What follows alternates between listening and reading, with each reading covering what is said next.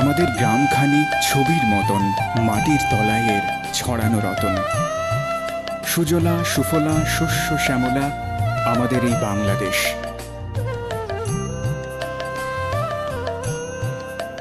বৈচিত্র্যময় বাংলাদেশের সংস্কৃতি, এই নকশা, এই ফুল, এই পাখি, এসব আমাদের ঐতিহ্য।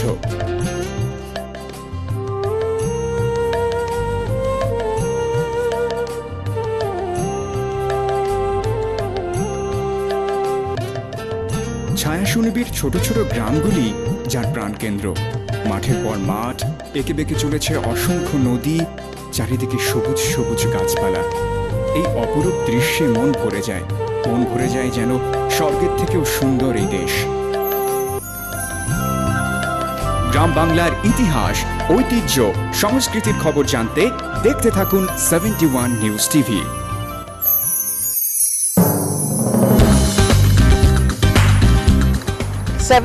নিউজ টিভি একটি ভিন্নধর্মী উদ্যোগ। অনলাইন 24 ঘন্টা ধরে টেলিভিশন এর মাধ্যমে বিভিন্ন খবর পরিবেশনা এবং সম্প্রচারের একটি উদ্যোগ। আমি এই বিশেষ উদ্যোগকে অভিনন্দন জানাই। বাংলাদেশের প্রথম ওয়েব টিভি 71 নিউজ টিভি তাকে স্বাগত জানাচ্ছি আমাদের দেশের গণমাধ্যমের জগতে পদার্পণ করার জন্য। 71 অনলাইন নিউজ টিভি আত্মপ্রকাশ করতে যাচ্ছে। আমি অবশ্যই এর সফলতা কামনা করি এবং আমি মনে করি যে যথাসময়ে যথাযোগ্য পদক্ষেপটা নিয়েছে। দলমত নির্বিশেষে সকলের কাছে যেন এটি একটি গ্রহণযোগ্য গণমাধ্যম হিসেবে স্বীকৃতি লাভ করে। আমি 71 নিউজ টিভির সাফল্য কামনা করি। এমন একটা সময়ে বসবাস করি যেই সময়টাকে ডিজিটাল যুগ বলা হয়, আরেক অর্থে বলা হয় এটা ইন্টারনেটের যুগ। এবং খুব সঙ্গত কারণেই ডিজিটাল যুগে সব কিছু ডিজিটাল হবে, ইন্টারনেটের সভ্যতার সব কিছু ইন্টারনেট নির্ভর হবে, এটাই স্বাভাবিক। এটি অত্যন্ত আনন্দের বিষয় যে 71 টিভি নিউজ ইন্টারনেট নির্ভর একটি গণমাধ্যমে পরিণত হচ্ছে। 71 টিভি নিউজ যে প্রতিষ্ঠাটি গ্রহণ করেছে, নিঃসন্দেহে এটি আমাদেরকে ইন্টারনেট সভ্যতায় প্রথম পা ফেলতে সহায়তা করছে। আমি প্রত্যাশা করব যে এই গণমাধ্যমটি যেন সফলতার সাথে তার যাত্রা শুরু করতে পারে এবং এই যাত্রা অব্যাহতভাবে সারা পৃথিবীর বাংলা ভাষাভাষী মানুষদের জন্য যেন অবদান রাখতে পারে।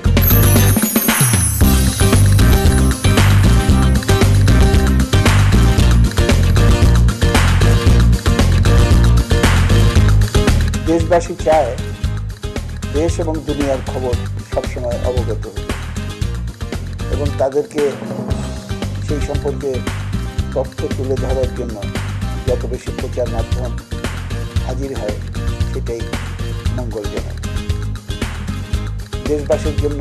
সেই কারণেই আজকে খুবই আনন্দের একটা খবর হলো যে 71 নিউজ চ্যানেল অনলাইনে নতুন করে জনসাধারণের সামনে দেশ বিদেশের খবরাখবর তুলে ধরার জন্য আয়োজন করেছে।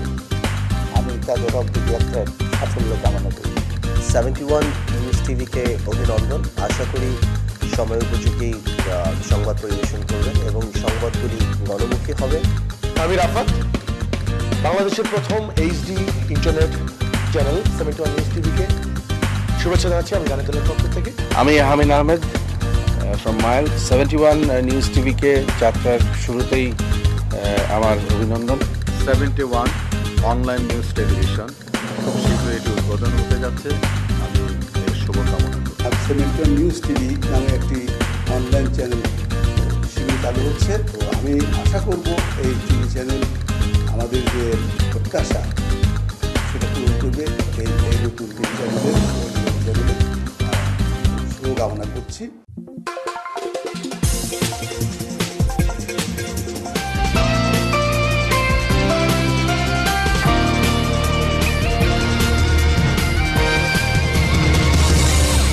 You are watching 71 News Television.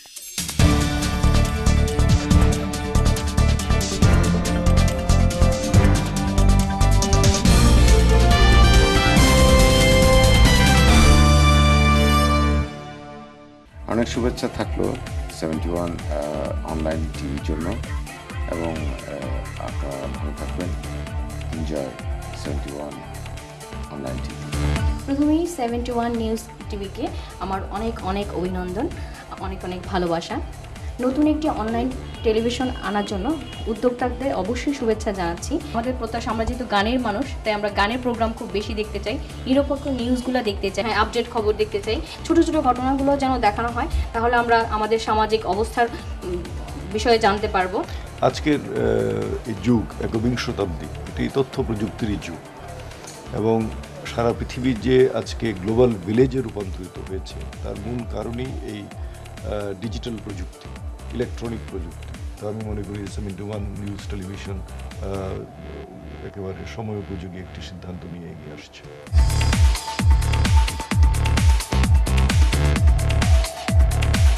শুভ স্বাগতম জানাতে হবে। বাংলাদেশে এই ধরনের অনলাইন নিউজ টিভি বোধ করি এই প্রথম। আর বাংলাদেশে প্রচুর চ্যানেল হয়েছে, কিন্তু এই ধরনের নিউজ টিভি 71 নিউজ টিভি, এই কথাটির মধ্যেই আমাদের ইতিহাস রয়ে গেছে। বাংলাদেশের সৃষ্টি 71, নিউজ সেরকম এগিয়ে যাবে বাংলাদেশের উন্নতির ধাপে ধাপে। আর সেই জন্যে এই ধরনের অনলাইন টিভি সত্যি থাকা প্রয়োজন ছিল, সেটি পূরণ করেছে 71 নিউজ। আমি হামিদ আহমেদ ফ্রম মাইল। 71 নিউজ টিভিকে যাত্রার শুরুতেই আমার অভিনন্দন।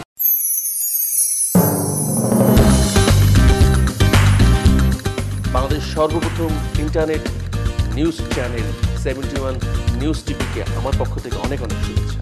ডিয়ার অডিয়েন্স, প্রযুক্তির জোয়ারে ভাসছে দুনিয়া, এই জোয়ারে বাংলাদেশেও এগিয়ে। ধন্যবাদ 71 news TV.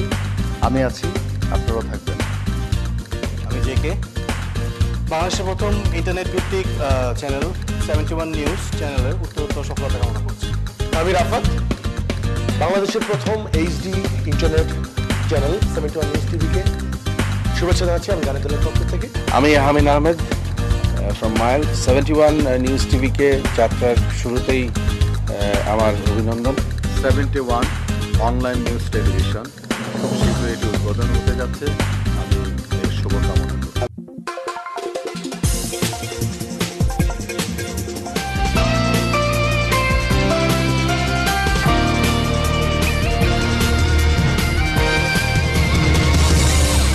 You are watching 71 News Television.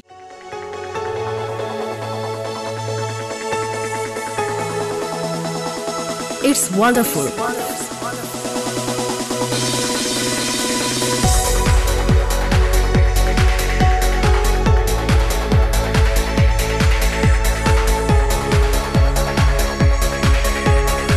It's amazing.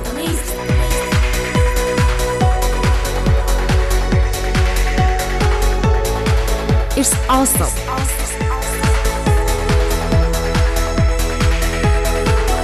It's great. It's gorgeous.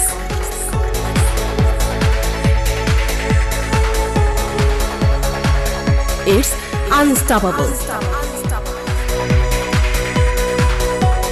It's unbreakable.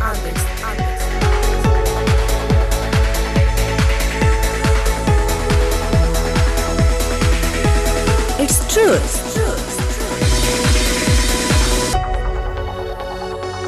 Truth is the real beauty.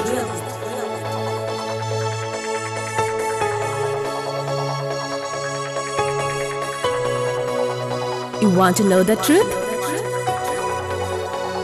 Stay with us. 71 News Television.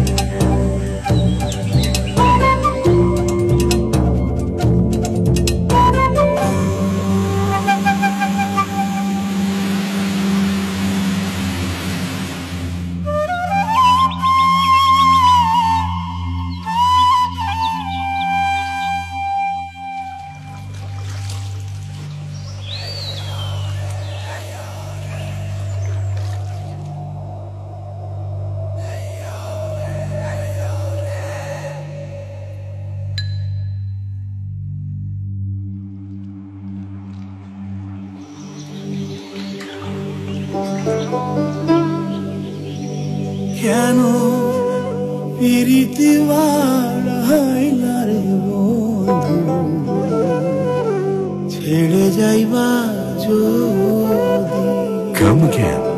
1,000 more rivers are waiting for you.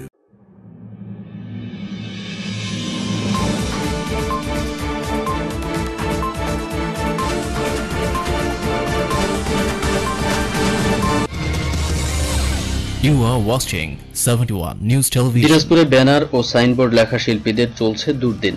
Digital প্যানা PVC মেশিনের একাধিক দোকান স্থাপন হয় হাতের লেখা শিল্পীদের দিন দিন প্রয়োজন ফুরিয়ে যাচ্ছে। ফলে দিনাজপুরে বেকার হয়ে পড়েছে শত শত ব্যানার সাইনবোর্ড লেখার হস্তশিল্পীরা। কর্মসংস্থান হারিয়ে হস্তশিল্পীরা এখন বেকার জীবনযাপন করছে। তারা দুবেলা দুমুঠো আহার জোগাড় করতে হিমশিম খাচ্ছে।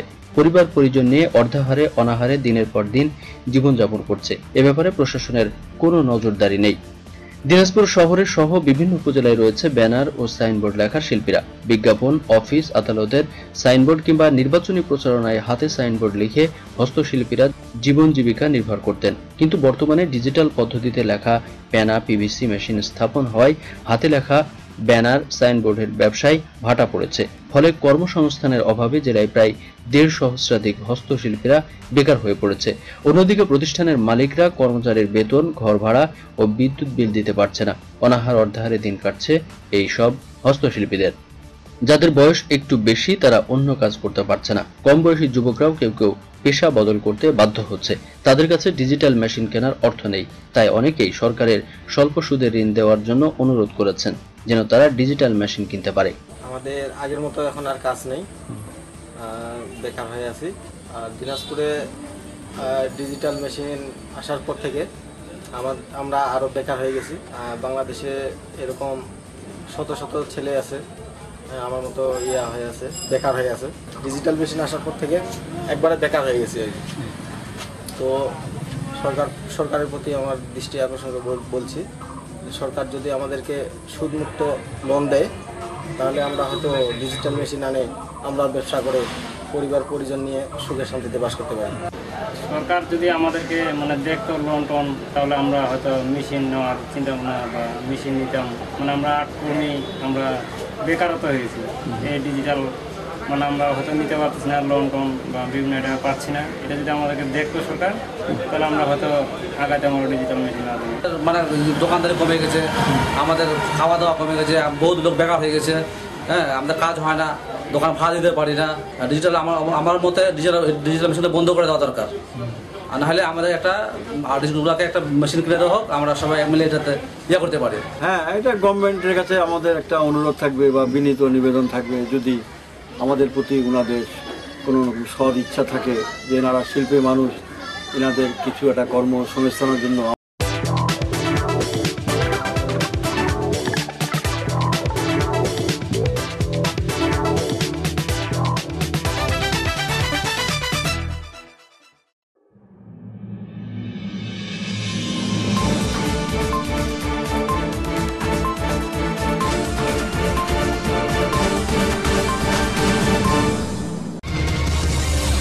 You are watching 71 News Television. Rajshahi তানোর উপজেলা পরিষদ থেকে চৌবাড়িয়া পর্যন্ত রাস্তাটির বেহাল অবস্থা। বিশেষ করে পৌর এলাকার গুবরিপাড়া থেকে তানোর টেকনিক্যাল কলেজ সংলগ্ন সেতু পর্যন্ত রাস্তাটি চলাচলের অনুপযোগী হয়ে পড়েছে। পিচ উঠে গিয়ে খানাখন্দই শুধু না, সৃষ্টি হয়েছে ছোট বড় অসংখ্য গর্তের, যা একটু বৃষ্টি হলে মালবাহী ট্রাক, বাস, ভুটভুটি, মিশুক, ব্যাটারি চালিত অটো কাদায় পুঁতে কিংবা উল্টে গিয়ে হতাহতের ঘটনা ঘটছে। সোমবার সকাল 9টায় একটি ট্রাক রাস্তায় কাদায় পুঁতে প্রায় 2 ঘন্টা যানজটের সৃষ্টি হয়। এতে সাধারণ মানুষ সহ বিভিন্ন যানবাহন চলাচলে বিঘ্ন ঘটে। এ নিয়ে তানোর উপজেলা প্রকৌশলী মোহাম্মদ মামুনুর রশিদ মুঠোফোনে জানান, দ্রুত ইট ফেলে রাস্তা চলাচলের ব্যবস্থা করা হবে। আর এবছরে মাননীয় সংসদ সদস্যের বিশেষ বরাদ্দ থেকে রাস্তার কাজ শুরু করা হচ্ছে। রাজশাহীর তানোর থেকে অসীম কুমার সরকার, 71 news TV. You are watching 71 News Television. দিনাজপুরের পার্বতীপুর থেকে ঠাকুরগাঁও রুটে প্রতিদিন চলাচল করছে ডেমো ট্রেন, যা পরিচালনা করছে রেলওয়ে বিভাগ। এতে স্বস্তি ফিরে পেয়েছে যাত্রীরা। সকাল 10:25 পার্বতীপুর থেকে ঠাকুরগাঁওর উদ্দেশ্যে ছেড়ে যায় ডেমো ট্রেন। ট্রেনটি মন্তপুর, কাউগাঁ এবং চিরির বন্দর স্টেশনে যাত্রা বিরতির শেষে 1 ঘন্টা পর দিনাজপুর পৌঁছায়। একই ট্রেন দ্বিতীয় ও শেষ গন্তব্য ঠাকুরগাঁওয়ে পৌঁছায়। এটি ঘন্টায় 70 কিলোমিটার গতিসম্পন্ন, 300 যাত্রীর ধারণ ক্ষমতা সম্পন্ন। 3টি বগির ডেমো ট্রেনটিতে 149 যাত্রীর বসার ও 151 যাত্রীর দাঁড়িয়ে গন্তব্যে যাতায়াত ব্যবস্থা রয়েছে। শিডিউল এবং ভাড়ার হার নির্ধারণ করে এই রুটে নিয়মিতভাবে ডেমো ট্রেন চলবে বলে জানিয়েছেন রেলওয়ে কর্মকর্তারা। ডেমো ট্রেনটির যাত্রা শুরু হয় 2015 সালের আগস্ট মাসে। চিরির বন্দরের বেলতলির বাসিন্দা মোহাম্মদ তোফাইল ইসলাম বলেন, ডেমো ট্রেন চলাচলে আমাদের সাথে 2টি জেলার যোগাযোগ নিশ্চিত হয়েছে। খুব সহজে যাতায়াত করতে পারি এই ট্রেনে। আগের তুলনায় এখন খুব কম খরচে এবং খুব কম সময়ে বাড়িতে আসতে পারি। ডেমো ট্রেনটির আরো বগি বৃদ্ধি করে আসন সংখ্যা বাড়িয়ে দিলে 2টি জেলায় যাতায়াত আরো সুগম হবে বলে মনে করেন যাত্রীরা। দিনাজপুরের চিরির বন্দর থেকে Mohammad Manik Hossain, 71 news TV. You are watching 71 News Television. পিরোজপুরের জিয়ানগরের 3টি ইউনিয়নের বিভিন্ন হাট বাজার ও রাস্তাঘাটের কম বেশি উন্নয়ন হলেও উপজেলার প্রাণকেন্দ্র জিয়ানগর বাজারটিতে দীর্ঘ এক যুগেও লাগেনি উন্নয়নের কোনো ছোঁয়া। বর্ষা মৌসুমে কাদা পানি আর শুকনো মৌসুমে ধুলাবালিতে একাকার থাকে বাজারটি। বাজারের 2-1টা অলিগলিতে ড্রেনেজ ব্যবস্থা থাকলেও তা অনেক আগেই কাদামাটি আর ময়লা আবর্জনায় ভরে গেছে। বর্তমানে বাজারের অধিকাংশ অলিগলিতে ড্রেনেজ ও পানি নিষ্কাশন ব্যবস্থা না থাকায় এটি এখন শ্রীহীন অবস্থায় আছে। তাছাড়া উপজেলা সদরের এই বাজারটিতে রয়েছে একটি মাত্র টলশেড। ছোট্ট পরিসরের এই টলশেডটিতে এতদিন মাছ বিক্রি হলেও এটি পরিত্যক্ত হওয়ার কারণে বছর খানেক আগে থেকেই পুরাতন ফেরিঘাট সংলগ্ন সদর রোডের পাশে বসে মাছ কেনা বেচা চলছে। কাঁচামাল কিংবা হাঁস মুরগি সহ অন্যান্য দ্রব্যাদি কেনা বেচার জন্য এখানে নেই কোনো আলাদা টলশেড। এছাড়া গোটা বাজারটিতে নেই কোনো পাবলিক টয়লেট। দূর দূরান্ত থেকে কেনাকাটা করতে এসে অনেকেই পড়েন অস্বস্তিতে। এর সাথে ময়লা আবর্জনার স্তূপ আর নানা বর্জ্যের দুর্গন্ধে 12 মাসই দুর্ভোগে পোহাতে হচ্ছে ব্যবসায়ী ও সাধারণ মানুষকে। এই ব্যাপারে জিয়ানগর উপজেলা ভাইস চেয়ারম্যান ফয়জুল কবির তালুকদার ও Pattashi UP chairman Mohammad Moazzem Hossain 71 news টিভিকে বলেন, উপজেলা সদরের এই বাজারটি দীর্ঘদিন ধরেই খুব করুণ অবস্থায় রয়েছে। জিয়ানগরের বাজারের যে অবস্থা এই রাস্তাঘাটে, এতে তো স্বস্তিতে এখানে বাজারে আসা যাওয়ার কোনো কায়দা নেই, কোনো গাড়িতে আসা যায় না। এবার বৃষ্টি হলে অনেক প্রচুর কাদা হয়ে যায়। জিয়ানগর থেকে Zia Lablu, 71 news TV. You are watching 71 News Television. দিনাজপুরের চিরির বন্দর উপজেলার নসরতপুর ইউনিয়নের চিরির বন্দর খানসামা উপজেলার 10টি গ্রামের প্রায় 50,000 লোকের দীর্ঘদিনের দাবি একটি ব্রিজের। চিরির বন্দর উপজেলার নসরতপুর ইউনিয়ন পরিষদ কার্যালয়ের পূর্ব উত্তর কোণে নসরতপুর ঈদগাহ মাঠ সংলগ্ন ইসামতি নদীতে একটি সেতু নির্মাণের অভাবে এলাকাবাসী জীবনের ঝুঁকি নিয়ে বাঁশের সাঁকো দিয়ে প্রতিনিয়ত যাতায়াত করছে। নির্বাচন আসলে নেতা আর কর্মীদের মুখে শুধু কথার ফুলঝুরি ফোটে। নির্বাচন শেষ হলে তাদের আর সাক্ষাৎ মেলে না। বছরের পর বছর শুধুই আশ্বাস আর আশ্বাস। বিভিন্ন নির্বাচনে বারবার ধর্ণা দিয়ে আশ্বাস মিললেও সেতু কার্যকর পদক্ষেপ নেওয়া হয়নি বলে এলাকাবাসীর অভিযোগ। সেতু না থাকায় যাতায়াত, উৎপাদিত কৃষিপণ্য বাজারে আনা নেওয়া, অন্যান্য মালামাল বহনে ভোগান্তি ও অতিরিক্ত অর্থ গুনতে হচ্ছে। শুধু বাঁশের একটি সাঁকো অত্র অঞ্চলের মানুষের একমাত্র ভরসা, যা বর্ষার সময় মানুষের দুর্ভোগের শেষ থাকে না। এদিকে নসরতপুর ইউপি চেয়ারম্যান জানায়, গ্রামবাসীর একটি সেতুর জন্য দুর্ভোগের সীমা নেই। ইউনিয়ন পরিষদের এখতিয়ার না থাকায় ইচ্ছা থাকলেও সেতু তৈরি করা সম্ভব হচ্ছে না। তাই অভিজ্ঞ মহল উক্ত স্থানে ব্রিজ নির্মাণে সংশ্লিষ্ট কর্তৃপক্ষের আশু হস্তক্ষেপ কামনা করছেন। দিনাজপুরের চিরিবন্দর থেকে Mohammad Manik Hossain, 71 news TV. You are watching 71 News Television. উন্নত জাতের ঘাস চাষ করে সচ্ছলতার মুখ দেখছে ঠাকুরগাঁয়ের 3 শতাধিক পরিবার। ধান, গম, পাট ও সবজি উৎপাদনের পাশাপাশি ঘাস চাষে ঝুঁকে পড়েছে এলাকার কৃষক। দুগ্ধ খামারকে কেন্দ্র করে প্রায় 10 বছর ধরে বাণিজ্যিকভাবে ঘাস উৎপাদন করছে ঠাকুরগাঁয়ের রানীশঙ্কর উপজেলার শত শত কৃষক। এই কাজে উদ্বুদ্ধ করছে প্রাণী সম্পদ বিভাগ। ঘাস চাষ লাভজনক হওয়ায় ফসল চাষ ছেড়ে দিচ্ছে গরিব ও বর্গা চাষিরা। 5 বিঘা জমি ঘাসের আবাদ করি, আমার এইটাই ব্যবসা আর কি। 7 থেকে 800 টাকা প্রতিদিন ঘাস বিক্রি করতে পারি। 6 সাল থেকে আমি ঘাসের ব্যবসা করি। আমি আগে আলু বেগুন চাষ করতাম, তো চাষ করার পর এখন এই ওটা বাদ দিয়ে ঘাস আবাদ করতেছি। এই ঘাস আবাদ করে তাতে লাভবান ঘাসের অনেক অনেক বেশি। আমি 3 বিঘা মাটি ঘাস লাগাইছি, দৈনিক 700-800 টাকা ঘাস বিক্রি করে, এতে আমার সংসার লাভবান, চলাফেরা ভালো হয়। তবে ঘাস চাষে পিছিয়ে নেই বিত্তবান কৃষকরাও। উৎপাদিত ঘাস বিক্রি হচ্ছে উপজেলার বিভিন্ন হাট বাজারে। ঘাস কিনতে আসছে দূর দূরান্তের পাইকার ব্যবসায়ীরা। একটা ঘাস আড়ে কিনে আসছি, গরু খাওয়ার জন্য 13 টাকা দিয়ে আসছি। প্রতিদিন ঘাস কিনি, আমার গরু আছে বাড়িতে, গাভী আছে, প্রতিদিন ঘাস কিনে ক্রয় করে খাওয়াই করি। স্থানীয় চাহিদা মিটিয়ে ঘাস সরবরাহ দিচ্ছে পার্শ্ববর্তী জেলা ও উপজেলায়। রানীশঙ্কল উপজেলায় 250 বিঘা জমিতে ঘাস চাষ হচ্ছে বলে জানিয়েছে স্থানীয় প্রাণী সম্পদ বিভাগ। রানীশঙ্কল উপজেলায় প্রচুর পরিমাণে কাঁচা ঘাস উৎপাদন হয়, প্রাণী সম্পদের যথেষ্ট ভূমিকা আছে। আর এখানে প্রচুর পরিমাণে উন্নত জাতের গাভী আছে। এই গাভীগুলা আগে কাঁচা ঘাস তেমন একটা পেত না, উৎপাদন কম হতো। তো আমরা এই জিনিসটা উপলব্ধি করার পরে এখানে কৃষকদেরকে ডেকে, কৃষক এবং খামারিদেরকে ডেকে এখানে আমরা ঘাস চাষের উপর একটি প্রশিক্ষণ প্রদান করি। কাঁচা ঘাস খাওয়ানোর উপকার সম্পর্কে অবগত করে, ফলে এখানে কাঁচা ঘাসের যেমন উৎপাদন বেড়ে গেছে এবং কাঁচা ঘাস। ঠাকুরগাঁও থেকে Saddam Hossain, 71 news TV. You are watching 71 News Television. পটুয়াখালীর পর্যটন নগরী কুয়াকাটায় নেই কোনো নির্দিষ্ট বাস টার্মিনাল, ফলে যেখানে সেখানে পার্কিং করে রাখা হয় বাস। ছড়িয়ে ছিটিয়ে গড়ে উঠেছে বিভিন্ন পরিবহনের টিকিট কাউন্টার। এলোপাতাড়িভাবে বাস রাখা, পরিবহন টিকিট কাউন্টার আর যান্ত্রিক শব্দ দূষণের কারণে ভ্রমণ বিড়ম্বনায় পড়ছে কুয়াকাটায় আগত পর্যটকরা। বিরক্তির উদ্বেগ করছে পর্যটকদের স্বাভাবিক স্বাচ্ছন্দ্যময় চলাচলে। সূর্যোদয় আর সূর্যাস্তের বেলাভূমি সাগরকন্যা কুয়াকাটা। সারা দেশের সাথে কুয়াকাটার সড়ক যোগাযোগ ব্যবস্থা উন্নত হওয়ায় দিন দিন বাড়ছে পর্যটকের সমাগম। শুধু পর্যটন মৌসুমে নয়, এখন সারা বছরই পর্যটকদের পদভারে মুখরিত থাকে সমুদ্র সৈকত কুয়াকাটা। আর কুয়াকাটায় পর্যটন বিকশিত হয়, বেড়েছে পরিবহনের সংখ্যাও। কিন্তু কোনো নির্দিষ্ট বাস টার্মিনাল না থাকায় সি বিচে নামার সড়কের উপরেই কুয়াকাটার 0 পয়েন্টে গড়ে উঠেছে অস্থায়ী বাস টার্মিনাল। সেখানেই রাস্তার উপরে এলোপাতাড়িভাবে পার্কিং করে রাখা হচ্ছে বাস। আর বাস টার্মিনালকে কেন্দ্র করে আশেপাশে ছড়িয়ে ছিটিয়ে গড়ে উঠেছে বিভিন্ন পরিবহনের কাউন্টার। নির্দিষ্ট বাস টার্মিনাল নির্মাণের দাবি জানান বাস শ্রমিকরাও।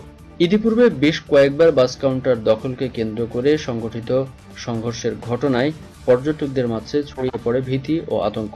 এ ধরনের অনাকাঙ্ক্ষিত ঘটনা কুয়াকাটায় আগত পর্যটকদের মাঝে তৈরি করতে পারে বিরূপ প্রতিক্রিয়া। ফলে অতি দ্রুত অস্থায়ী বাস টার্মিনাল সরিয়ে নেয়া সহ এ নিয়ে ক্ষুব্ধ প্রতিক্রিয়া ব্যক্ত করেছেন পর্যটন সংশ্লিষ্ট ব্যবসায়ীরা।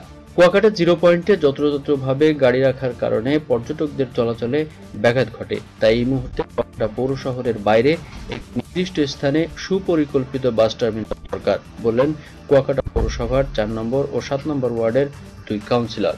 কুয়াকাটা সমুদ্র সৈকতের সি বিচে নামার 0 পয়েন্ট থেকে অতি দ্রুত বাস টার্মিনাল সরিয়ে নেওয়া সহ একটি স্থায়ী ও আধুনিক বাস টার্মিনাল নির্মাণ করা হবে, এমন প্রত্যাশা পর্যটক সহ স্থানীয়দের। টার্মিনাল কোথায় হবে এটা নির্ধারণ আমরা মোটামুটিভাবে করেছি, যে জেলা প্রশাসক মহোদয় থাকবে, তার সমন্বয়ে আমরা এই বাস টার্মিনালের বিষয়টি চূড়ান্ত ফয়সালা করব এবং ভূমি অধিগ্রহণের জন্য আমরা পৌরসভার থেকে লিখব এবং সরকারের কাছে আমরা এই বাস টার্মিনালের জরুরি হস্তক্ষেপ কামনা করব। কুয়াকাটা কলাপাড়া থেকে Abul Hossain Raju, 71 news TV. You are watching 71 News Television. এভাবে কিশোরগঞ্জের কটিয়াদির আড়িয়ালখা নদী সহ বিভিন্ন স্থান থেকে অবাধে অবৈধভাবে দিনরাত বালু উত্তোলন করছে ক্ষমতাসীন দলের নাম ভাঙিয়ে একটি স্বার্থান্বেষী মহল। দীর্ঘদিন যাবৎ এই অপকর্ম চলে আসলেও এর কোনো প্রতিকার মিলছে না। নদীর পাড়েই কয়েক একর আবাদি জমিতে বিশাল স্তূপ করে রাখা বালি প্রতিদিন শতাধিক অবৈধ যানের মাধ্যমে বিক্রি হচ্ছে। সরকার হারাচ্ছে বালু মহলের রাজস্ব। নদীর বুক চিরে ড্রেজার ও স্যালো মেশিন বসিয়ে প্রতিনিয়ত বালু তোলায় ভাঙনের শিকার হচ্ছে আবাদি জমি। মশুয়া ইউনিয়নের বৈরাগী চর, কাজির চর গ্রামে আড়িয়ালখা নদী থেকে অবৈধভাবে দিনরাত অবাধে বালু তোলা হচ্ছে। এসব বালু উত্তোলনকারীদের বিরুদ্ধে প্রশাসন কোনো কঠোর ব্যবস্থা না নেওয়ায় দিনের পর দিন তাদের এই অপকর্ম নিয়ন্ত্রণহীন হয়ে উঠেছে। সরজমিনে বৈরাগীচর গ্রামে গিয়ে দেখা গেছে নদী থেকে অবাধে বালু তুলে বিশাল স্তূপ করছে এবং ট্রাকে করে বালু বিক্রি করা হচ্ছে। বালু উত্তোলনকারী অবৈধ ব্যবসার কথা স্বীকার করলেও মানতে নারাজ নিয়ম নীতি। ভুক্তভোগীরা অসহায় আর সচেতন মহল চাচ্ছে বিচার। প্রশাসন তো আইলে আমরা একদিকে দামটা লাগে, প্রশাসন আইলে তো আমরা বন্ধ করে লাই, মানে চুরি করে ভালো তুলি, চলন তো লাগবো, নিজের সংসার আছে, চলন লাগবো। হ্যাঁ বর্তমানে মেম্বার। আমি সরকারের কাছে আবেদন জানাই অবৈধ বালু যাতে মেশিনের দ্বারা উঠাইতেছে বন্ধ করার জন্য। আমার পাশে জমি ভাঙ্গা গর্ত হয়ে করতেছে, রাস্তাঘাটের অনেক ক্ষয়ক্ষতি হইতেছে এবং আমার ভয় দেখাইতেছে বালু উড়াইবো, দরকার বলে অনেক টাকা পয়সা খরচ করবো। যদি কেউ অকর্ম করে আটক করে তার বিচার হওয়া উচিত আইনত। অব্যাহত বালু উত্তোলনের ফলে হুমকির মুখে আবাদি জমি, রাস্তাঘাট সহ বিভিন্ন স্থাপনা। এ সকল অবৈধ বালু উত্তোলনের সাথে জড়িতদের আইনের মুখোমুখি করে বিচারের আশ্বাস দেন উপজেলা নির্বাহী অফিসার। যে বালি তোলার বিষয়টি আমার নলেজে আছে, এর মধ্যে বিগত দিনে অভিযোগ এসেছিল, তারপরে আমি আমার যে এসিলেন্ট ছিল আমার সবাইকে এসিলেন্ট তাকে পাঠিয়ে এটা বাধা দেওয়া হয়েছে। ইদানিং আবার শোনা যাচ্ছে তারা আমাদের মনিটরিং দুর্বল হওয়ার কারণে তারা আবার এই কাজগুলি করছে, পুনরায় এই কাজ তারা করছে। আমরা আমার নলেজে আছে বিষয়টা, আমরা অবশ্যই দ্রুত বিষয়ে আমরা কার্যকরী পদক্ষেপ গ্রহণ করতে হবে। বালু উত্তোলনকারীদের বিরুদ্ধে ড্রেজার জব্দ সহ অবৈধভাবে মজুতকৃত বালু নিলামে বিক্রি করলে রাজস্ব বাড়বে সরকারের ও কঠিন শাস্তি প্রদান করলে বালু উত্তোলন কিছুটা হলেও বন্ধ হবে বলে প্রত্যাশা এলাকাবাসীর। কিশোরগঞ্জের কটিয়াদি থেকে সাইদুর রহমান নাইম, 71 নিউজ টিভি। আমাদের গ্রামখানি ছবির মতন মাটির তলায় এর ছড়ানো রতন। সুজলা সুফলা শস্য শ্যামলা আমাদের এই বাংলাদেশ।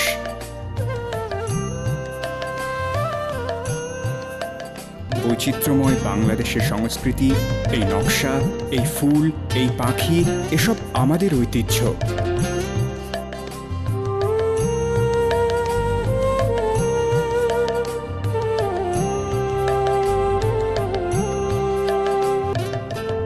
ছায়া সুনিবিড় ছোট ছোট গ্রামগুলি যার প্রাণকেন্দ্র। মাঠের পর মাঠ, এঁকে বেঁকে চলেছে অসংখ্য নদী, চারিদিকে সবুজ সবুজ গাছপালা। এই অপরূপ দৃশ্যে মন ভরে যায় যেন স্বর্গের থেকেও সুন্দর এই দেশ। গ্রাম বাংলার ইতিহাস, ঐতিহ্য, সংস্কৃতির খবর জানতে দেখতে থাকুন 71 নিউজ টিভি।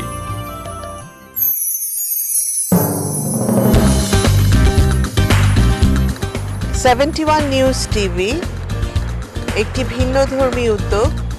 অনলাইন 24 ঘন্টা ধরে টেলিভিশন এর মাধ্যমে বিভিন্ন খবর পরিবেশনা এবং সম্প্রচারের একটি উদ্যোগ। আমি এই বিশেষ উদ্যোগকে অভিনন্দন জানাই। বাংলাদেশের প্রথম ওয়েব টিভি 71 নিউজ টিভি তাকে স্বাগত জানাচ্ছি আমাদের দেশের গণমাধ্যমের জগতে পদার্পণ করার জন্য। 71 অনলাইন নিউজ টিভি আত্মপ্রকাশ করতে যাচ্ছে। আমি অবশ্যই এর সফলতা কামনা করব এবং আমি মনে করি যে যথাসময়ে যথাযোগ্য পদক্ষেপটা নিয়েছে। দলমত নির্বিশেষে সকলের কাছে যেন এটি একটি গ্রহণযোগ্য গণমাধ্যম হিসেবে স্বীকৃতি লাভ করে। আমি 71 নিউজ টিভির সাফল্য কামনা করছি। এমন একটা সময়ে বসবাস করি যে এই সময়টাকে ডিজিটাল যুগ বলা হয়, আরেক অর্থে বলা হয় এটা ইন্টারনেটের যুগ। এবং খুব সঙ্গত কারণেই ডিজিটাল যুগে সব কিছু ডিজিটাল হবে, ইন্টারনেটের সভ্যতার সব কিছু ইন্টারনেট নির্ভর হবে, এটাই স্বাভাবিক। এটি অত্যন্ত আনন্দের বিষয় যে 71 টিভি নিউজ ইন্টারনেট নির্ভর একটি গণমাধ্যমে পরিণত হচ্ছে। 71 টিভি নিউজ যে প্রতিষ্ঠাটি গ্রহণ করেছে, নিঃসন্দেহে এটি আমাদেরকে ইন্টারনেট সভ্যতায় প্রথম পা ফেলতে সহায়তা করছে। আমি প্রত্যাশা করব যে এই গণমাধ্যমটি যেন সফলতার সাথে তার যাত্রা শুরু করতে পারে এবং এই যাত্রা অব্যাহতভাবে সারা পৃথিবীর বাংলা ভাষাভাষী মানুষদের জন্য যেন অবদান রাখতে পারে।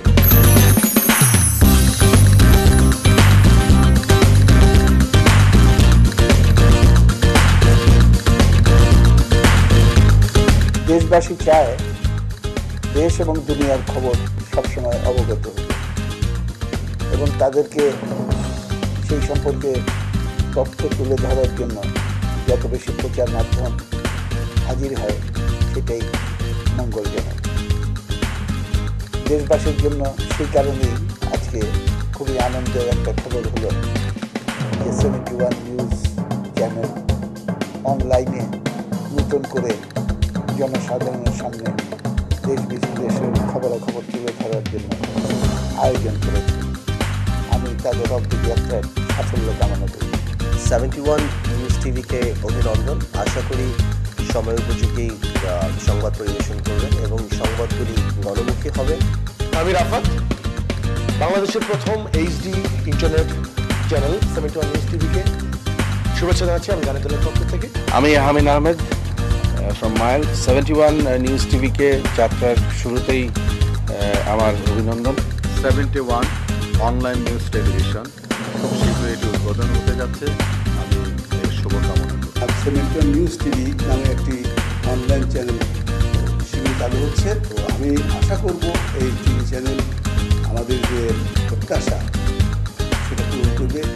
এই নতুন টিভি চ্যানেলের শুভকামনা করছি।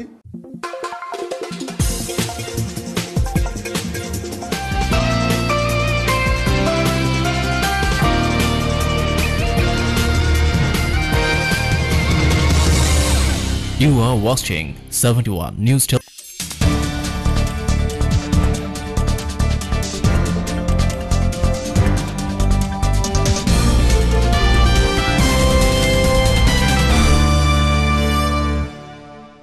অনেক শুভেচ্ছা থাকলো 71 অনলাইন টিভির জন্য এবং আপনারা ভালো থাকবেন। Enjoy 71 online TV. প্রথমেই 71 নিউজ টিভিকে আমার অনেক অনেক অভিনন্দন, অনেক অনেক ভালোবাসা।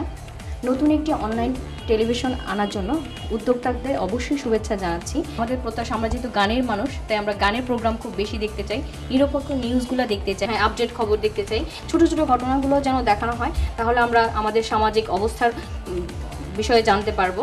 আজকের এই যুগ একবিংশ শতাব্দী, এটি তথ্য প্রযুক্তিরই যুগ এবং সারা পৃথিবী যে আজকে গ্লোবাল ভিলেজে রূপান্তরিত হয়েছে তার মূল কারণই এই ডিজিটাল প্রযুক্তি, ইলেকট্রনিক প্রযুক্তি। তো আমি মনে করি 71 নিউজ টেলিভিশন একেবারে সময় উপযোগী একটি সিদ্ধান্ত নিয়ে এগিয়ে আসছে।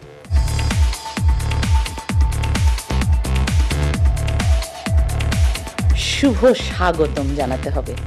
বাংলাদেশে এই ধরনের অনলাইন নিউজ টিভি বোধ করি এই প্রথম। আর বাংলাদেশে প্রচুর চ্যানেল হয়েছে, কিন্তু এই ধরনের নিউজ টিভি 71 নিউজ টিভি, এই কথাটির মধ্যেই আমাদের ইতিহাস রয়ে গেছে। বাংলাদেশের সৃষ্টি 71-এ, নিউজ সেরকম এগিয়ে যাবে বাংলাদেশের উন্নতির ধাপে ধাপে। আর সেই জন্যে এই ধরনের অনলাইন টিভি সত্যি থাকা প্রয়োজন ছিল, সেটি পূরণ করেছে 71 নিউজ টিভি। আমি আহমিন আহমেদ ফ্রম মাইল 71 নিউজ টিভিকে যাত্রার শুরুতেই আমার অভিনন্দন।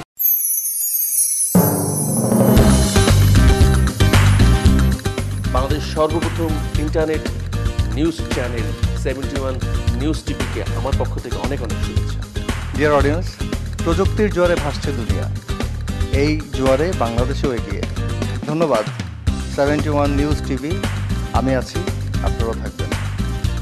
আমি জেকে, বাংলাদেশের প্রথম ইন্টারনেট ভিত্তিক চ্যানেল 71 নিউজ চ্যানেলের উত্তরোত্তর সফলতা কামনা করছি। আমি রাফাত, বাংলাদেশের প্রথম এইচডি ইন্টারনেট চ্যানেল 71 নিউজ টিভিকে শুভেচ্ছা জানাচ্ছি আমি গানের দলের পক্ষ থেকে। আমি আহমিন আহমেদ ফ্রম মাইল 71 নিউজ টিভিকে যাত্রার শুরুতেই আমার অভিনন্দন। 71 অনলাইন নিউজ টেলিভিশন খুব শীঘ্রই এটি উদ্বোধন হতে যাচ্ছে, আমি এর শুভকামনা করি।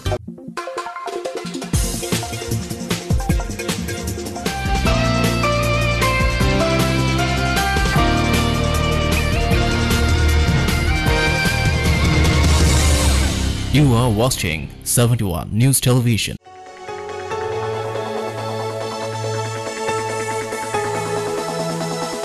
It's wonderful.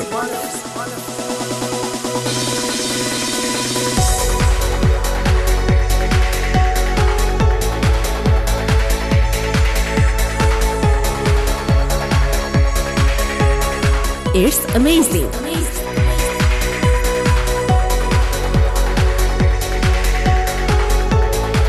It's awesome.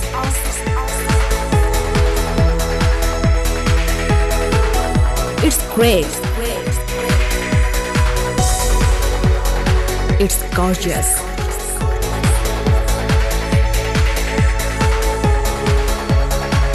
It's unstoppable. It's unbreakable.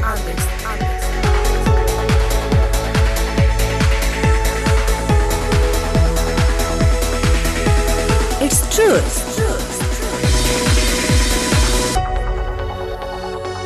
Truth is the real beauty.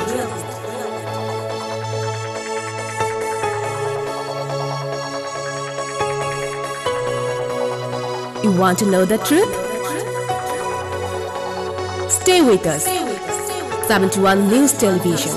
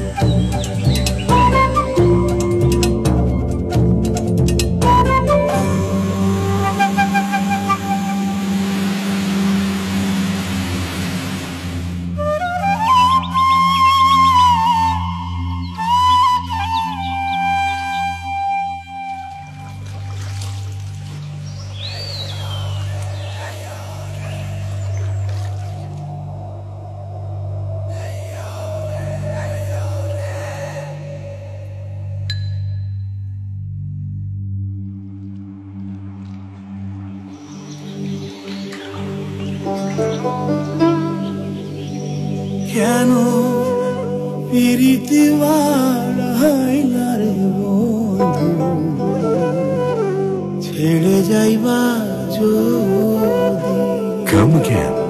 Thousand more rivers are waiting for you.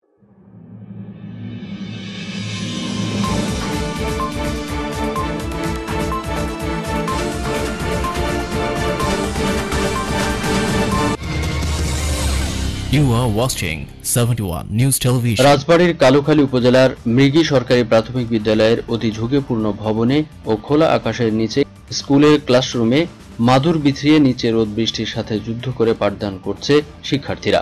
মৃগী সরকারি প্রাথমিক বিদ্যালয় স্থাপিত হয় 1935 সালে। সে তুলনায় স্কুলটির অবকাঠামো গড়ে ওঠেনি। প্রচণ্ড গরম আর বৈরী আবহাওয়ার কারণে প্রায় কার্যত বিদ্যালয়টি 12 ঘন্টার মধ্যেই ছুটি দেওয়া হয়, যার ফলে কোমলমতি শিশুরা শুরু থেকেই বিড়ম্বনার মধ্য দিয়ে ক্লাস করছে। এই স্কুলের ছাত্রছাত্রীর সংখ্যা 510 জন, ছাত্র সংখ্যা 254, ছাত্রীর সংখ্যা 256 জন, শিক্ষক শিক্ষিকা মোট 13 জন, 4 জন শিক্ষক ও 9 জন শিক্ষিকা রয়েছেন। মেঘী ইউনিয়নের সবচেয়ে পুরনো শিক্ষা প্রতিষ্ঠানের শিক্ষার্থী ও অভিভাবক মহল শিক্ষা ব্যবস্থা নিয়ে বর্তমানে চরম শঙ্কিত হয়ে পড়েছেন। সরেজমিনকালে শিক্ষক শিক্ষার্থী ও অভিভাবক মহলের সাথে আলাপ করে জানা গেল, সরকারি প্রাথমিক বিদ্যালয়ের ভবন অতিমাত্রায় ঝুঁকিপূর্ণ হওয়ায় এই ভবনে পাঠদান স্থগিত করে দিয়েছে কর্তৃপক্ষ। তারপরেও ছাত্রছাত্রী বেশি হওয়ায় বাধ্য হয়ে ঝুঁকিপূর্ণ ভবনেই মাদুর বিছিয়ে শিক্ষার্থীদের পাঠদান করাচ্ছেন শিক্ষকরা। এই বিদ্যালয়ে 2টি ভবনের 5টি কক্ষে ক্লাস নেওয়া হয়, যেখানে 10টি শ্রেণীকক্ষ দরকার। বিদ্যালয়ের 2টি চৌচালা টিনের ঘরের 6টি কক্ষের মধ্যে প্রতিটি বর্তমানে ব্যবহারের অযোগ্য হয়ে পড়েছে। সামান্য বৃষ্টিতে ঘরের মধ্যে পানি জমে যায়, তবুও বৃষ্টিতে ভিজে রোদে পুড়ে মাটিতে বসেই লেখাপড়া করছে শিক্ষার্থীরা। সরকার শিক্ষা ব্যবস্থার মান উন্নয়নে নানা পদক্ষেপ নিলেও কার্যত ভবন না থাকায় এলাকায় শিক্ষার মান উন্নয়ন বাধাগ্রস্ত হচ্ছে। দ্রুত বিদ্যালয়ের ভবন নির্মাণ করা না হলে ভবন সংকটের কারণে বিদ্যালয়ের পাঠদান বন্ধ হয়ে যাওয়ার আশঙ্কা রয়েছে। বিদ্যালয়ের প্রধান শিক্ষক মোহাম্মদ হাবিবুর রহমান জানায়, আমি হাবিবুর রহমান, প্রধান শিক্ষক এই মির্গি সরকারি প্রাথমিক বিদ্যালয়। আমার মনে অনেক কষ্ট যে সেই আধুনিক যুগে এসেও আমার স্কুলের ছাত্র সংখ্যা প্রায় 500, এক শিফটে এখানে 10টা ক্লাস বসে, কিন্তু বসার উপযোগী জায়গায় নাই বললেই চলে। এই এখন এই আধুনিক যুগে এসেও আমার এই কচি কচি ছেলে মেয়েদেরকে মাটিতে বসে ধুলার ভিতরে চটে বসে ক্লাস করতে হয়। কোনো ক্লাসেই পর্যাপ্ত বেঞ্চ নেই। তা আমার স্কুলের রেজাল্ট অনেক সুন্দর। এই কালুখালী উপজেলায় আমার স্কুলের রেজাল্ট সবচেয়ে ভালো এবং সরকারের কাছে আকুল আবেদন করি যেন আমার স্কুলে অচিরেই একটি দ্রুত বহুতল ভবন নির্মাণ করেন দেন সরকার। তাহলে আমার ছেলেমেয়েরা যেমন খুশি হবে, আমার শিক্ষকরা খুশি হবে, এলাকাবাসী খুশি হবে। সহকারী শিক্ষিকা আলপনা শারমিন বলেন, আমরা অতি যত্ন সহকারে শিক্ষার্থীদের লেখাপড়া করাতে নিরলস পরিশ্রম করে যাচ্ছি, কিন্তু লেখাপড়ায় বাদ সেধেছে বিদ্যালয়টির অবকাঠামো। 2011 সালে আমি এই বিদ্যালয়ের শিক্ষক হিসেবে এসেছি। বিদ্যালয়টির এমন জীর্ণ দশা প্রথম থেকেই দেখছি। এখন পর্যন্ত কোনো মেরামত বা নির্মাণ কাজ দেখিনি বলে জানান বিদ্যালয়ের সহকারী শিক্ষক মতিয়া রহমানও। এই স্কুলের যে অবস্থা দেখছেন, এই 4র্থ শ্রেণীর আমাদের 108 জন ছাত্রছাত্রী, এই 108 জন ছাত্রছাত্রী 2টা কক্ষ। এই রুমে দেখেন এই খুবই জরাজীর্ণ অবস্থা, বৃষ্টি হলেই হাঁটু পানি হয়ে যায়। আমার নাম মাহজাবিন খান সাবা। আমরা এই 4র্থ শ্রেণীর ক্লাসে খুব কষ্টে পড়াশোনা করছি। বৃষ্টি এলে আমাদের বই খাতা নষ্ট হয়ে যায়, আমরা ভিজে যাই।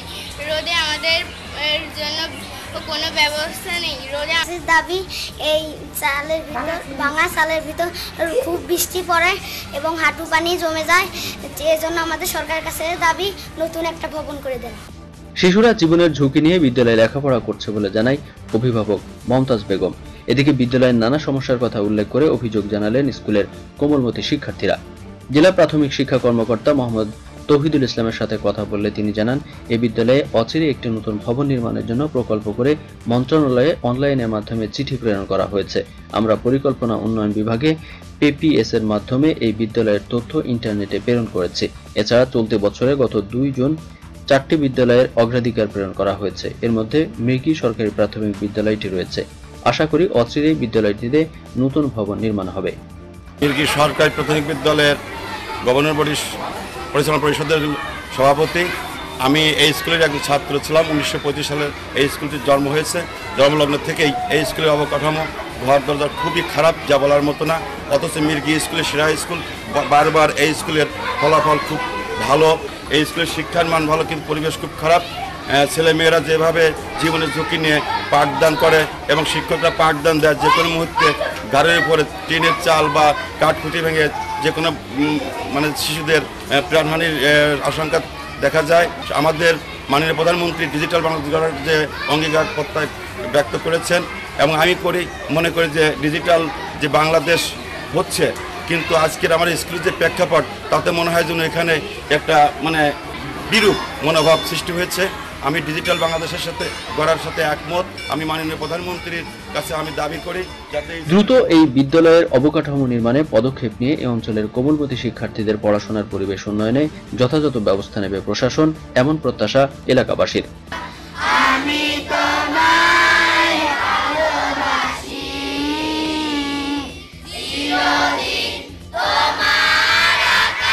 রাজবাড়ী থেকে খন্দকার রবিউল ইসলাম, 71 নিউজ টিভি।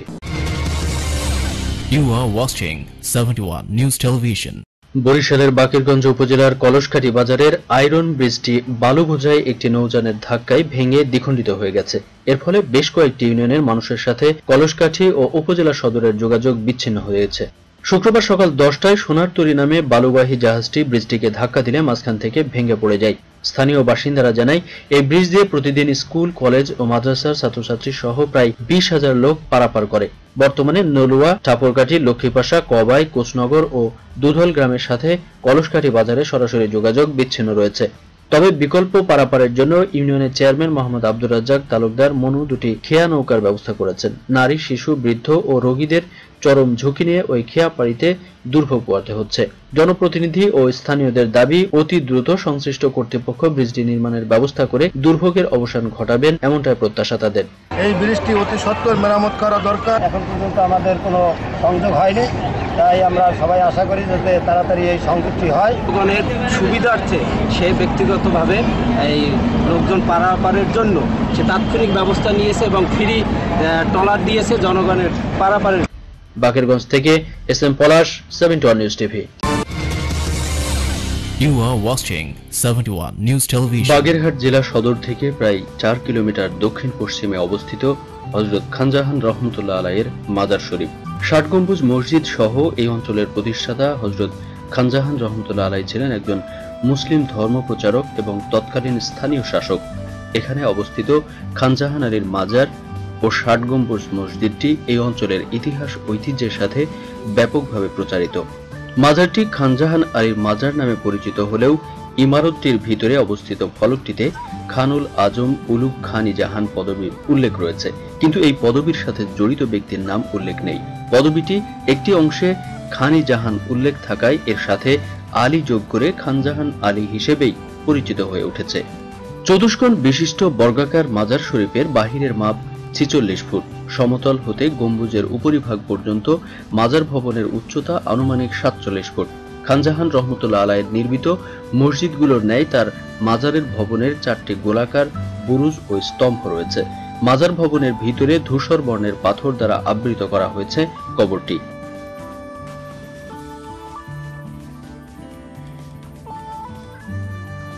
যার উপরিভাগ অর্ধগোলাকার এবং লম্বায় প্রায় 6 ফুট। 60 গম্বুজ মসজিদ তৈরিতে যে পাথর ব্যবহার করা হয়েছে তাও একই ধরনের। শোনা যায় হযরত খানজাহান রহমতুল্লাহ আলাই এ সকল পাথর চট্টগ্রাম থেকে এনেছিলেন। বিসমিল্লাহির রহমানির রহিম। আমি আলহাজ এফএম মোস্তফা খান চিশতি। আমার বাম পাশে দেখতে পাচ্ছেন 365 বিঘে নিয়ে দিঘি। এই দিঘিতে কালো পাড়, দলা পাড়, কুমির আছে। এখানে লক্ষ লক্ষ আশেগান মুরিদান ভক্তবৃন্দ মাজার যাচ্ছে, আসা যাওয়া করে।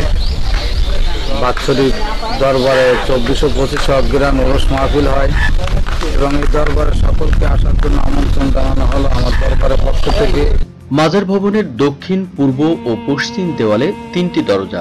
দরজাগুলির বিস্তৃতি 6.10 ফুট। বর্তমানে পূর্ব ও পশ্চিমে দরজা দুটি লোহার গেট দ্বারা বন্ধ করে দেওয়া হয়েছে। কবরের আচ্ছাদনটি তৈরিতে ব্যবহৃত পাথরে চমৎকার ক্যালিওগ্রাফি রয়েছে।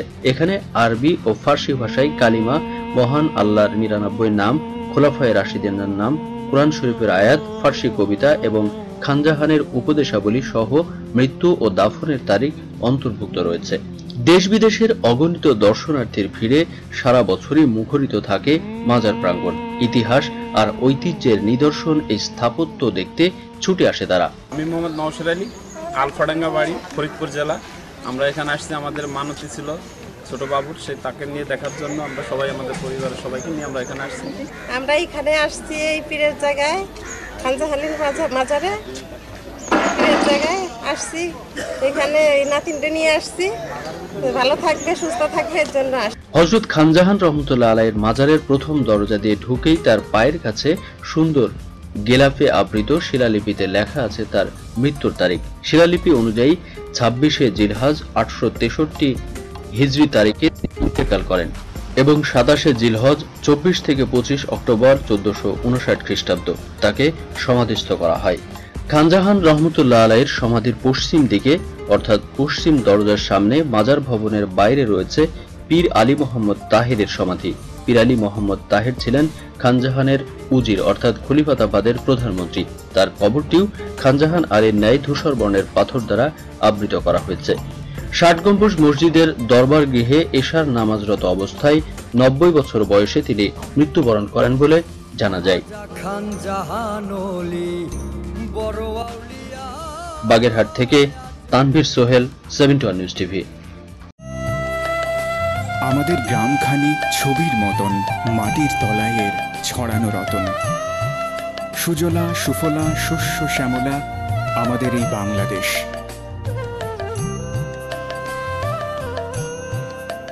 বৈচিত্র্যময় বাংলাদেশের সংস্কৃতি, এই নকশা, এই ফুল, এই পাখি, এসব আমাদের ঐতিহ্য।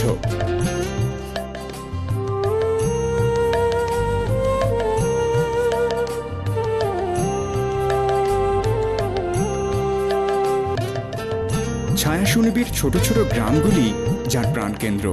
মাঠের পর মাঠ, এঁকে বেঁকে চলেছে অসংখ্য নদী, চারিদিকে সবুজ সবুজ গাছপালা।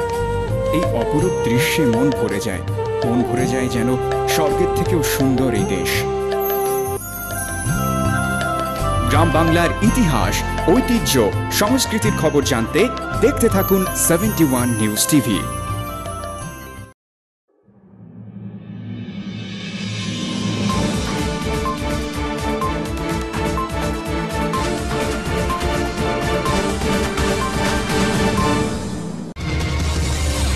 You are watching 71 News Television. একটি উপজেলা শহরে 69টি সমিল, যার শতভাগ অবৈধ। সরকারি নির্দেশনা না মেনে স্থাপিত এসব সমিলের 32টি লাইসেন্স থাকলেও তা নবায়ন হয় না 3 বছর থেকে। বন বিভাগ বলছে নোটিশেও আসছে না মিল মালিকরা। তবে মালিকরা বলছে বৈধ কাগজ না থাকলেও প্রতি বছর টাকা নিয়ে যাচ্ছে বন বিভাগের লোকজন। শিক্ষা প্রতিষ্ঠান, হাটবাজার ও মসজিদের 2 কিলোমিটারের মধ্যে সমিল স্থাপনা নিষেধ থাকলেও নির্দেশ অমান্য করে গড়ে উঠেছে 69টি সমিল। একটি থেকে আরেকটি মিলের দূরত্ব 2 কিলোমিটার থাকার কথা, কিন্তু কচাকাটা বাজারের পাশে 200 গজে রয়েছে 2টি মিল। সব মিলের কাছে রাস্তার উপর রাখা হয়েছে কাঠের স্তূপ। এতে ঘটছে নানা দুর্ঘটনা। আমাদের রাস্তায় যে কাঠগুলো খুঁজে চলাফেরার জন্য রিস্কে রাখার জন্য খুবই সমস্যা। এগুলো মানে সরানোর দরকার। রিস্কা থেকে দিয়ে দাঁড়িয়ে থাকবে, বসবো, এখানে জায়গা নেই। সমস্যায় তো রাস্তার ঘাট পাওয়া মানে ওটা সমস্যা। যাতায়াত একটা গাড়ি আসে, হয় মনে করেন কত কত লোক যখন বড় গাড়ি ঘোড়া আসে তখন তো সমস্যা হয়। রাস্তা থাকাটা তো ভালো নয়। মনে করেন রাস্তা তো এটা পাবলিকের, জনগণের, মনে করেন পাবলিকের, জনসাধারণের জন্য। যেখানে সেখানে সমিল হওয়ায় উজাড় হচ্ছে বনাঞ্চল, পরিবেশ পড়ছে হুমকিতে। সমিলের লাইসেন্স না হওয়ায় রাজস্ব হারাচ্ছে সরকার, তবুও প্রশাসন নীরব। মিল মালিকরা বলছেন দিনের পর দিন ঘুরেও তারা লাইসেন্স করতে পারছেন না, ফলে প্রতি বছর বন বিভাগের লোকজনদের ম্যানেজ করে চালাচ্ছে মিলগুলো। 80 অথবা দেখা যায় বলার পর দেখা যায় 200, 100, 500 দিতেছি। লাইসেন্স করা কোন লোকটার কাছে গেলে লাইসেন্স করা যাবে এবং কার কাছে গেলে আমরা তো চেষ্টা করতে আছি। এখন মনে করেন যে গত বছরে আমরা আসছিল, ডিসি অফিসের কথা বলছে, ওই মানে কাগজপাতি লিখিত দিছে, দলিলের মতো একটা কাগজ দিছে, ওখানে সই স্বাক্ষর করে দিয়েছে, কোনো অসুবিধা নাই, তোমরা চালাও। আবার ফের কিন্তু 1 বছর পর কাগজ করা নেবো। খালি আমরা যেখান থেকে কিনে আনছি ওইটার দলিল আছে না, লাইসেন্স সরকারি লাইসেন্স কিনু না। আর বন বিভাগ কর্মকর্তা বলছেন ভিন্ন কথা। অবৈধ মিল মালিকদের একাধিকবার নোটিশ করেও সুফল আসছে না। কিছুদিনের মধ্যে তাদের বিরুদ্ধে ব্যবস্থা নেওয়া হবে বলেও জানান তিনি। যদি কোনো স্কুল, কোনো কলেজ কিংবা মসজিদ বা মাদ্রাসা, ধর্মীয় কোনো প্রতিষ্ঠান থাকে, এই 200 মিটারের মধ্যে সমিল স্থাপনা করা যাবে না। এরকম একটা নীতিমালার কারণে আপাতত লাইসেন্স কেউ করছে না, যেহেতু নীতিমালা করতেছে না। আর যেগুলো নীতিমালার মধ্যে আছে সেগুলোকে বারংবার আমরা তাগাদা দিচ্ছি যে লাইসেন্স করা হোক। সর্বশেষ আমি 16 সালের জানুয়ারি মাসেও আমি তাদেরকে একটা নোটিশ দিয়েছি লাইসেন্স করার জন্য, অদ্যাবধি তারা লাইসেন্স করেনি। উপজেলা নির্বাহী কর্মকর্তা জানালেন, অবৈধ সমিলের বিরুদ্ধে তদন্ত করে আইনানুগ ব্যবস্থা গ্রহণে বন বিভাগকে নির্দেশ দেওয়া হয়েছে, তবে তার বাস্তবায়ন কতদূর তা তিনি জানেন না। নাগেশ্বরী এবং কচাকাটা থানা অঞ্চলটি, এই এলাকায় ব্যাপক সংখ্যক সমিলের অবস্থান দেখা যায়। এর মধ্যে কতগুলো বৈধ, কতগুলো অবৈধ, তবে যদি কোনো অনিয়মিত, বেআইনি অথবা অবৈধ সমিল থেকে থাকে, পরিদর্শন করে চিহ্নিত করে তাদের বিরুদ্ধে আইনানুগ ব্যবস্থা নেওয়ার জন্য সংশ্লিষ্ট বন বিভাগকে ইতিমধ্যে জানানো হয়েছে। স্থানীয়দের দাবি, সব নিয়ম মেনে চলবে মিলগুলো, এতে কমবে দুর্ঘটনা, সরকার পাবে রাজস্ব, বজায় থাকবে পরিবেশের ভারসাম্য। কুড়িগ্রাম থেকে গোলাম মাওলা সিরাজের তথ্য ও ভিডিও চিত্রে ডেস্ক রিপোর্ট 721 নিউজ টিভি।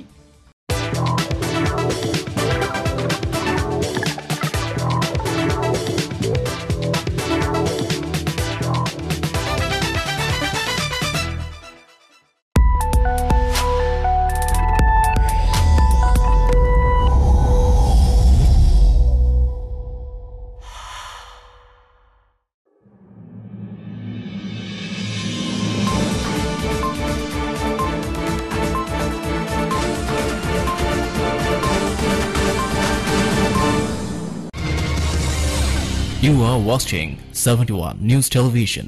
দিনাজপুরের পার্বতীপুর থেকে ঠাকুরগাঁও রুটে প্রতিদিন চলাচল করছে ডেমো ট্রেন, যা পরিচালনা করছে রেলওয়ে বিভাগ। এতে স্বস্তি ফিরে পেয়েছে যাত্রীরা। সকাল 10:25 পার্বতীপুর থেকে ঠাকুরগাঁওর উদ্দেশ্যে ছেড়ে যায় ডেমো ট্রেন। ট্রেনটি মন্তপুর, কাউগা এবং চিরিরবন্দর স্টেশনে যাত্রা বিরতির শেষে 1 ঘন্টা পর দিনাজপুর পৌঁছায়। একই ট্রেন দ্বিতীয় ও শেষ গন্তব্য ঠাকুরগাঁওয়ে পৌঁছায়। এটি ঘন্টায় 70 কিলোমিটার গতিসম্পন্ন, 300 যাত্রীর ধারণ ক্ষমতা সম্পন্ন। 3টি বগির ডেমো ট্রেনটিতে 149 যাত্রীর বসার ও 151 যাত্রীর দাঁড়িয়ে গন্তব্যে যাতায়াত ব্যবস্থা রয়েছে। শিডিউল এবং ভাড়ার হার নির্ধারণ করে এই রুটে নিয়মিতভাবে ডেমো ট্রেন চলবে বলে জানিয়েছেন রেলওয়ে কর্মকর্তারা। ডেমো ট্রেনটির যাত্রা শুরু হয় 2015 সালের আগস্ট মাসে। চিরিরবন্দরের বেলতলির বাসিন্দা মোহাম্মদ তোফাইল ইসলাম বলেন, ডেমো ট্রেন চলাচলে আমাদের সাথে 2টি জেলার যোগাযোগ নিশ্চিত হয়েছে। খুব সহজে যাতায়াত করতে পারি এই ট্রেনে। আগের তুলনায় এখন খুব কম খরচে এবং খুব কম সময়ে বাড়িতে আসতে পারি। ডেমো ট্রেনটির আরও বগি বৃদ্ধি করে আসন সংখ্যা বাড়িয়ে দিলে 2টি জেলায় যাতায়াত আরও সুগম হবে বলে মনে করেন যাত্রীরা। দিনাজপুরের চিরিরবন্দর থেকে মোহাম্মদ মানিক হোসেন, 721 নিউজ টিভি।